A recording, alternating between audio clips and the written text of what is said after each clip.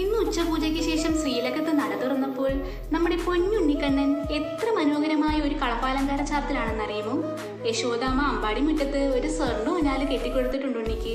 അതിന്റെ പടിയിന്മേൽ കയറി നിന്നിട്ട് അതിലങ്ങനെ ആടിക്കൊണ്ടിരിക്കുകയാണ് നമ്മുടെ പൊന്നുണ്ണിക്കണ്ണൻ.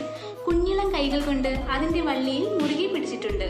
വലത് കൈയിൽ പൊന്നോടക്കോലുണ്ട് കേട്ടോ. അതും കൂടെ ചേർത്തിട്ടാണ് ആ വള്ളിയിൽ അങ്ങനെ പിടിച്ചിരിക്കുന്നത്. യശോദാമ്മ ഉണ്ണി നീ താഴെ വീഴും, വികൃതി കാണിക്കല്ലേ എന്ന് പറയുമ്പോൾ ചിരിച്ചിട്ട് അത്ര സന്തോഷത്തിൽ കുഴപ്പമൊന്നുമില്ല അമ്മ എന്നും പറഞ്ഞിട്ട് അങ്ങനെ ഊഞ്ഞാലാടിക്കൊണ്ടിരിക്കുകയാണ് വികൃതിക്കണ്ണൻ. ആ കാഴ്ച കണ്ട് ഭക്തരുടെ കണ്ണും മനസ്സും അത്രമേൽ നിറഞ്ഞു കേട്ടോ.